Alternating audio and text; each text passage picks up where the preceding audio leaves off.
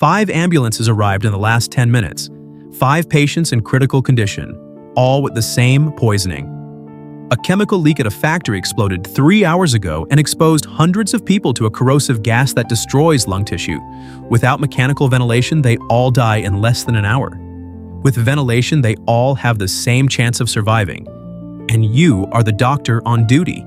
You look at the wall of equipment and your brain registers what it already knew. 5 patients, 1 available respirator. The others are in use or broken. The neighboring hospitals receive the rest of the victims and are in the same situation. There's no transfer. There's no bioethics committee. There's no time. The nurse hands you a clipboard with 5 names and looks at you waiting. You have 30 seconds to decide who lives. The other 4 die. Before I tell you who these 5 people are, understand something. This is an exercise in moral philosophy. In real medicine, decisions like this follow protocols, committees, and technical criteria. Here, the goal is something else. To see how your brain decides when there's no ready-made rule. When there's only you, the clipboard, and time running out. You will make 3 decisions. And each one will reveal a part of you that you've probably never looked at directly. Because the person you believe yourself to be when the matter is hypothetical is not the same one who appears when the clipboard is in your hand. That second person lives inside you and will answer before you do. Pay attention to the first thing that comes into your mind. The one that comes before you realize it came.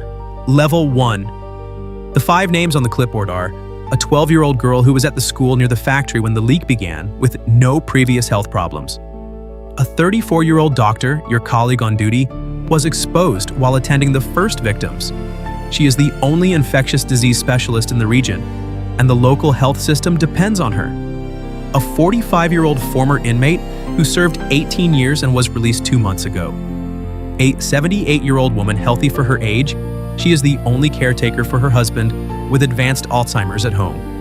And a 29-year-old man in an induced coma with no documents.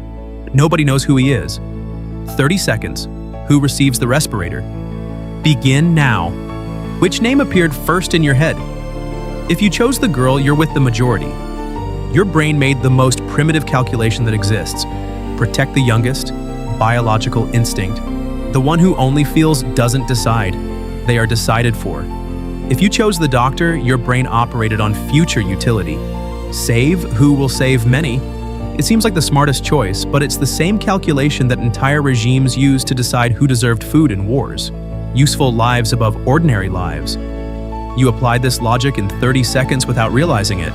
If you chose the former inmate, your brain did something rare. It resisted the impulse to hierarchize by moral merit.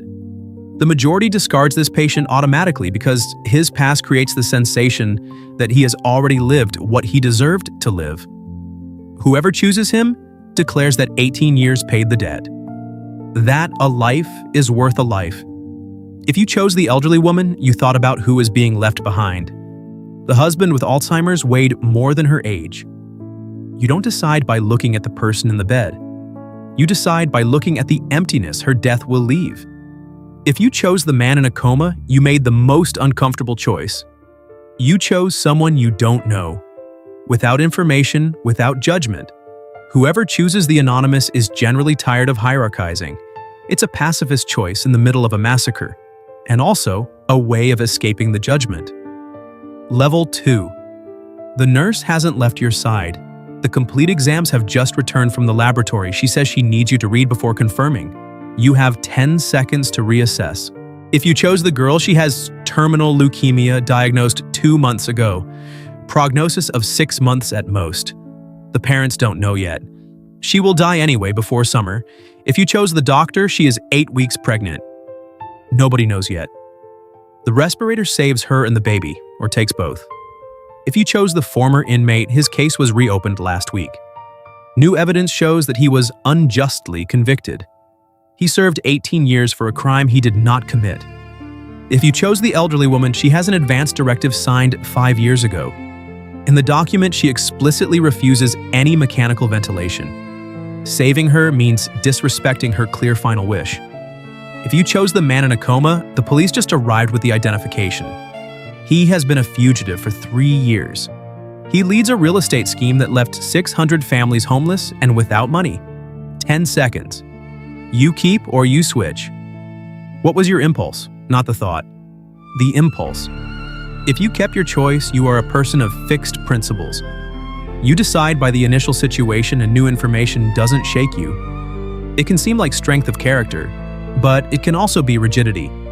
If you switched, you recalculate in real time. It can be adaptive intelligence or convenience disguised as ethics. The real question is whether you switched because the new information changed the moral calculation, or if it gave you an excuse to choose what you wanted to choose from the start. The majority can't distinguish between the two things, and it's in this incapacity that the truth about your own decision system lives. Level 3. You confirmed. The respirator was connected, the other 4 patients started to die, and in the next 2 hours the 4 families arrive at the hospital.